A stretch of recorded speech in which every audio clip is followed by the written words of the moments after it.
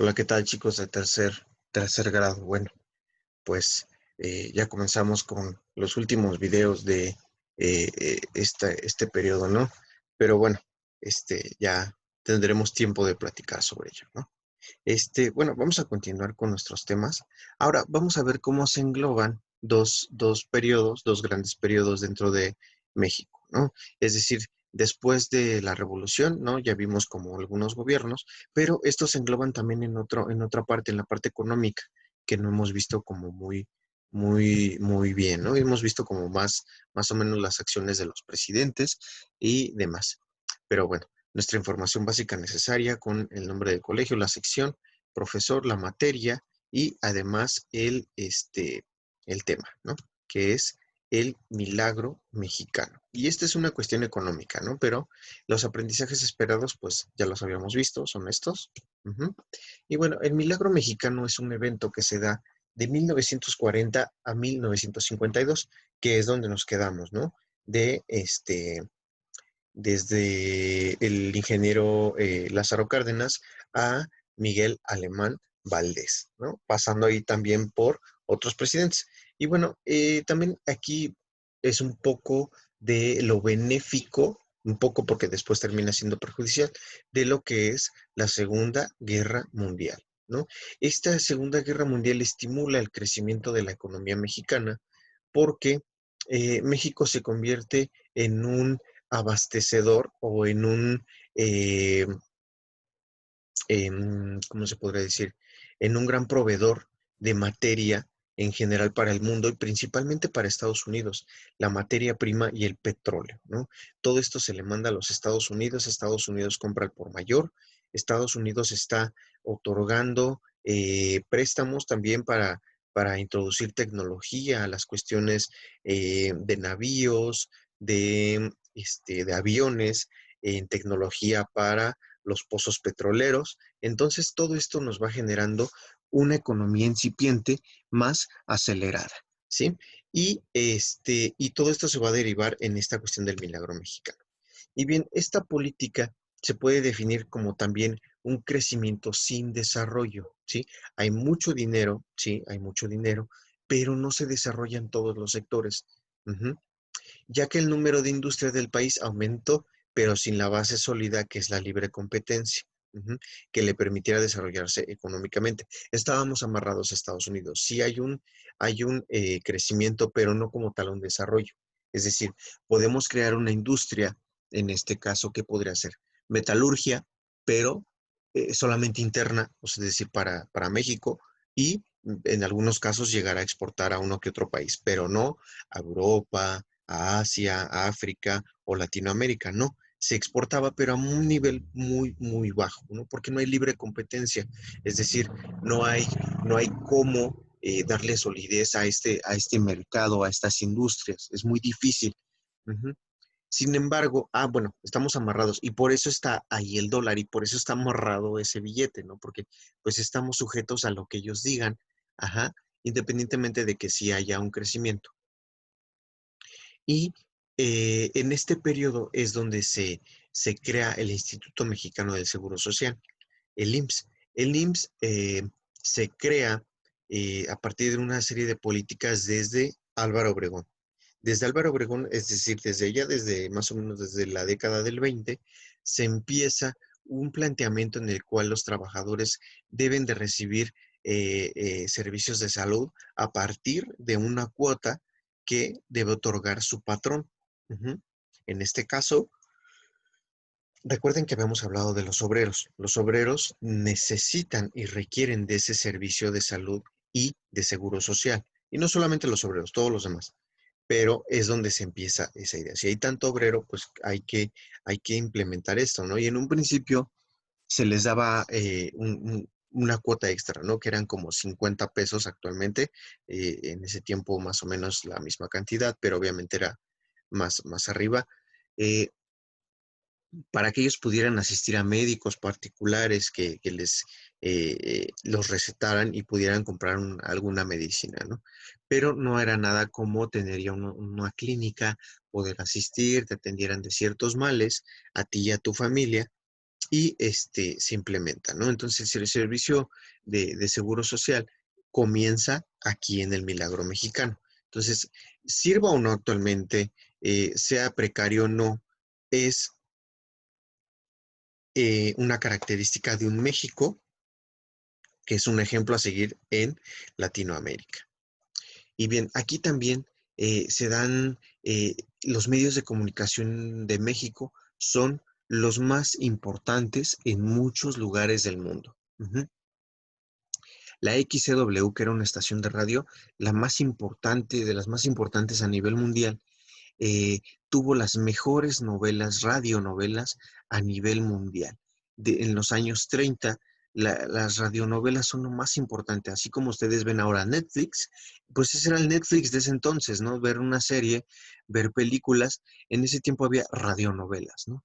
Y se trataban de muchos temas, ¿no? Amoríos, enredos, personas en aprietos, dramas, comedias, y aparte todo era sonorizado, ¿no? El trabajo de la imaginación de quien escuchaba una radionovela era un trabajo muchas veces increíble, ¿no? Porque te basabas por la voz, estaban improvisados los ruidos, ¿no? Esta parte aquí muy importante. Y también en el Milagro Mexicano hay un incentivo muy grande a lo que es el cine nacional. Y de ahí se deriva la gran época del cine de oro mexicano. El cine de oro mexicano, donde están Pedro Infante, Mario Moreno Cantinflas, María Félix y Tintán, entre muchos, pero muchos otros.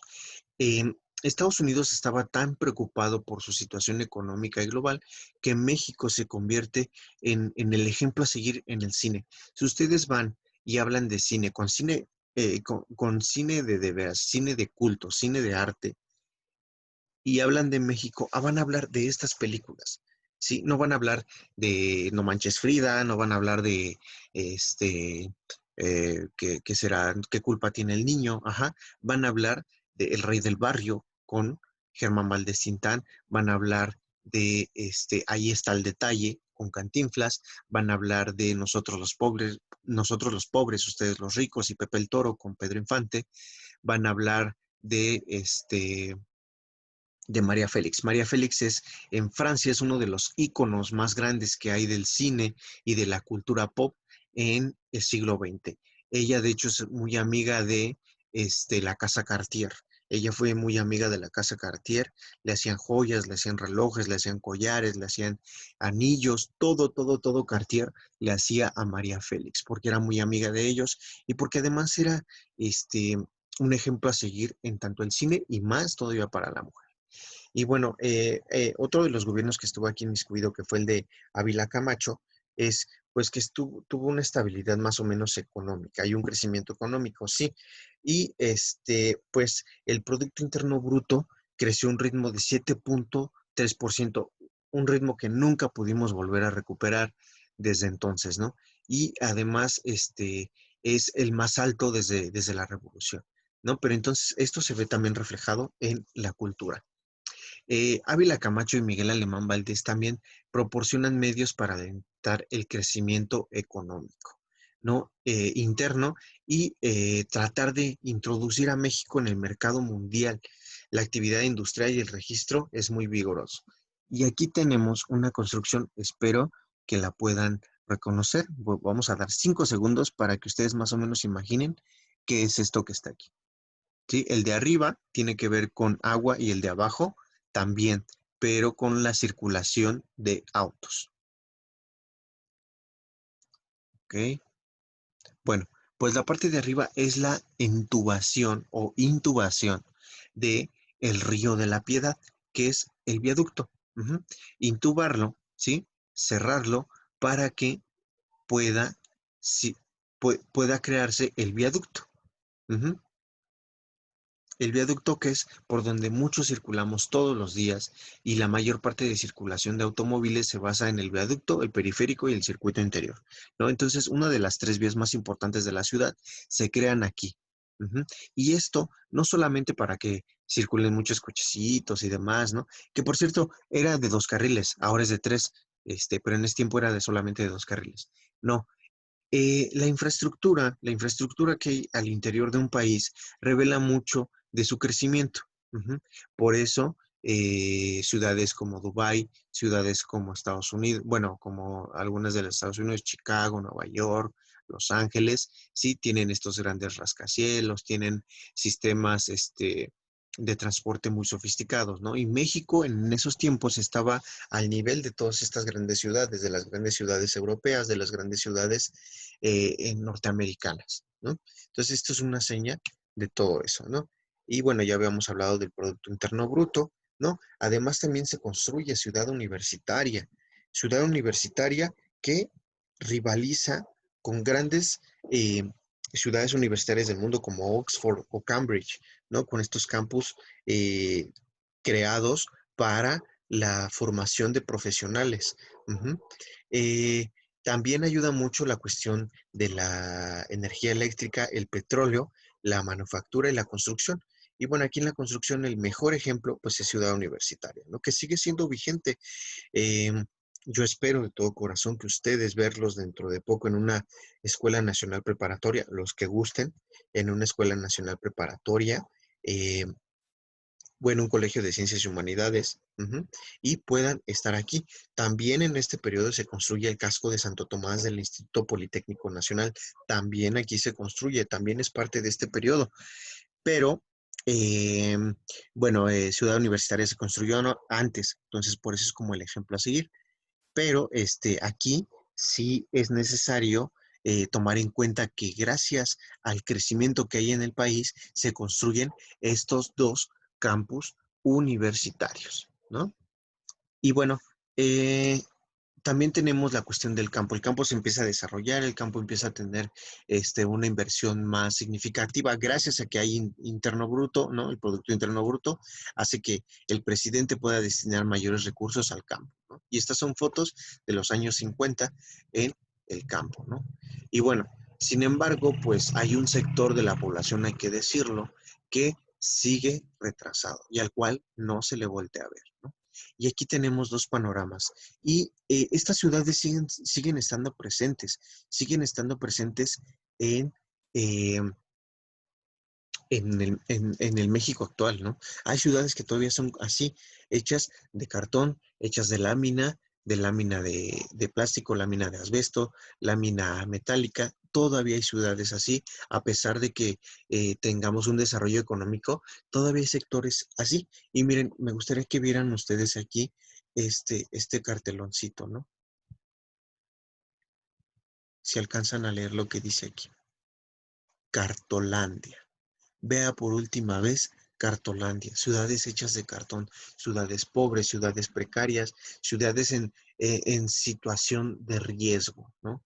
Sí tenemos un gran crecimiento económico, tenemos avances, tenemos ciencia, tenemos electricidad, tenemos petróleo, vendemos al mundo, somos ejemplo a seguir a Latinoamérica y sin embargo aquí está presente todo eso. Y bueno, acá de este lado hay una película que me gustaría que ustedes pudieran ver, que se llama Los Olvidados, ¿no? Esta es una escena, ¿no? Estos son dos personajes que sí, ellos regularmente vivían en una ciudad como la de arriba. Y ahí se ve la construcción de un edificio, ¿ok? Sí, estamos construyendo edificios sofisticados, de la moda, de lo más importante que hay en el mundo, y sin embargo, ellos siguen siendo unos marginados dentro de este mundo globalizado, ¿no? Y bueno, también los que se habían ido a trabajar a Estados Unidos en la Segunda Guerra Mundial, que se fueron a las fábricas, pues, también ahora ya están peleando estas cuestiones, ¿no?